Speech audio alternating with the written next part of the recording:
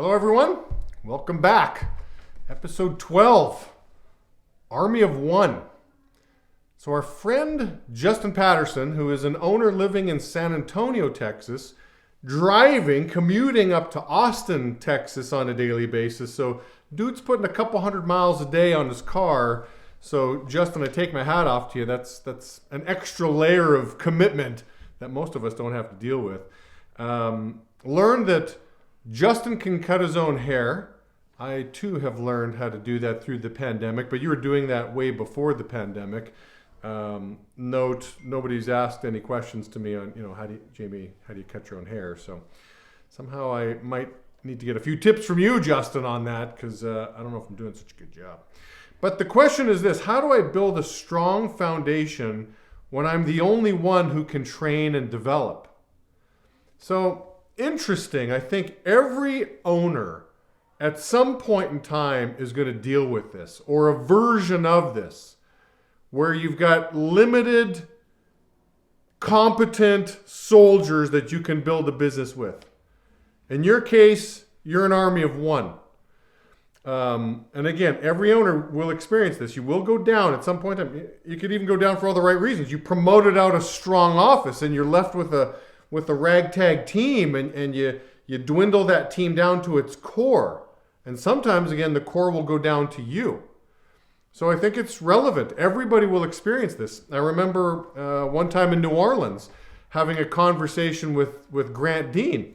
We were walking from the hotel to some local restaurant, I think somewhere on Bourbon Street, and it was around a 10-minute walk. And so he's talking me through his situation. He's in Salt Lake City, Utah, army of one by himself, doesn't have massive resources, aka the well's a little dry, the money's dried up a little bit here. So he's telling me the situation, army of one by himself, no money. Jamie, what do you think I should do? And first thing I said to him, I'm like, listen, we've all been there, done that. And listen, your probabilities of pulling through this, single digit percentages. So a lot of people get faced with this kind of adversity, and again, it's not a favorable position to be in. A lot easier to run an office when you've got 20 people in that business and things are humming. But when you're down in that situation, I want to throw Grant those probabilities right off the bat, because, hey, listen, you can't coast your way through this. Like, if you're in a low probability environment, man, you got to be prepared to grind. And you got to be prepared to be completely focused and all in, because it's not the highest chance of success here. So, and take a look at how Grant's doing today. He runs an awesome business in Los Angeles now. So, it can be done, and we've all been there, done that.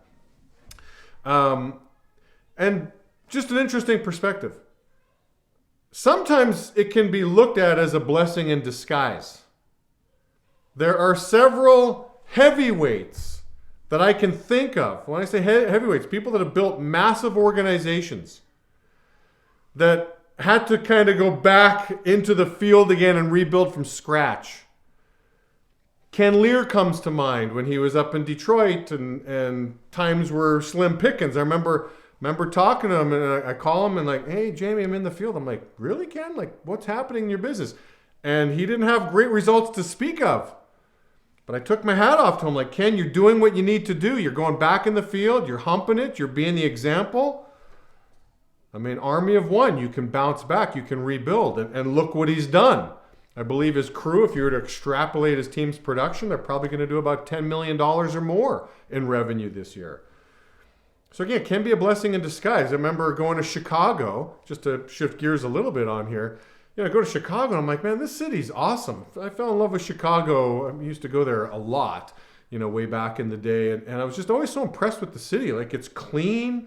I mean, it's a busy, hustle bustle place, but it just seems so clean. And like, oh yeah, Jamie, there's an upper downtown and a lower downtown. I'm like, what are you talking about? Like, well, you see from the outside, like everything above the ground, this is Chicago. And so you'll see parks, and you're not going to see garbage trucks. You're not going to see big rigs. You're not going to see any semis. That's all happening on the lower level of downtown. I'm like, well, how did that happen? Like, The Great Fire of 1871. Chicago burned to the ground, and they had a chance to hit the reset button. They had a chance to do a redo, and they're like, how can we reimagine this city?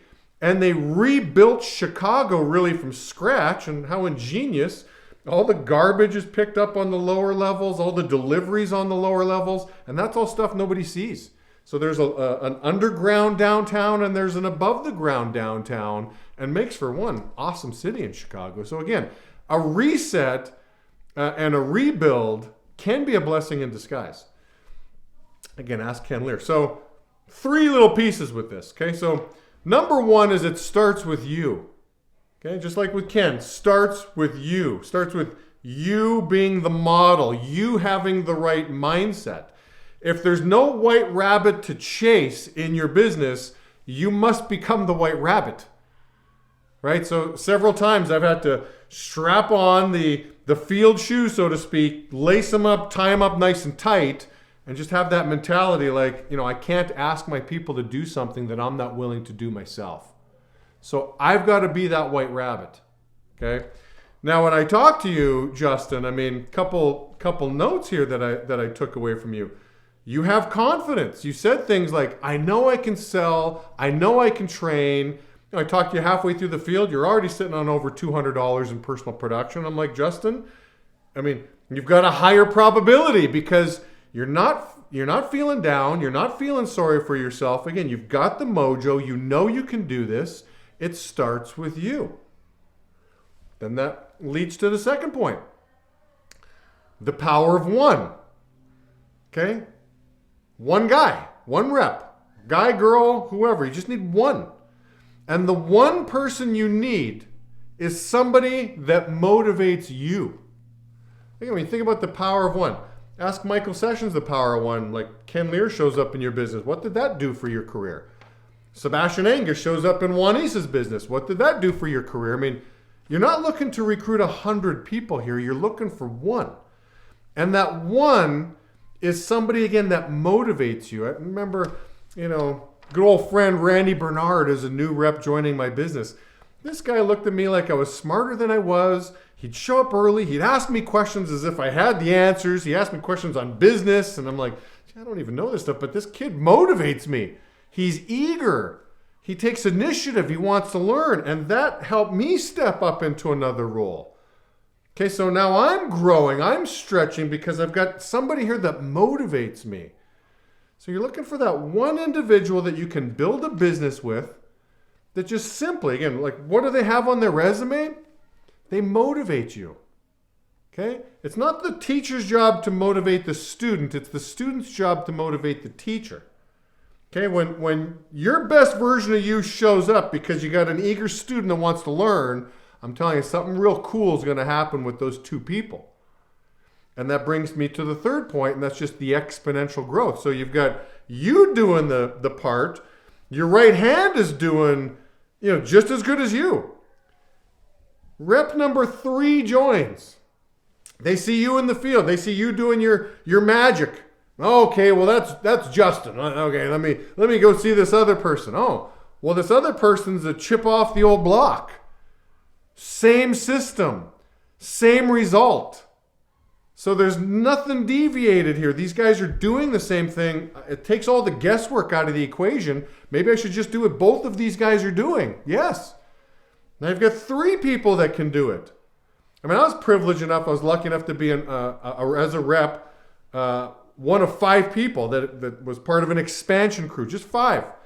And the 5 of us were on the same page. I watched a group of 5 turn to 50. Now that might sound like old school numbers or something like that, but I saw 5 go to 10, 10 go to 20, 20 go to 40. I saw this thing blow up.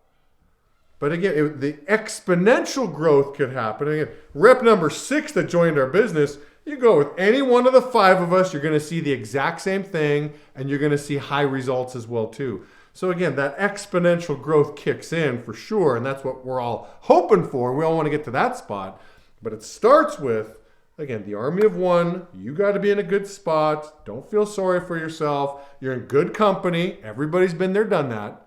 You're the army of one. You're looking for that other one. Okay, you're looking for that other one person you can do something special with. Find somebody that inspires you, find somebody that motivates you, and great things are going to happen. So that's what I have for you, Justin. Hope you guys enjoyed, and I will talk to you soon.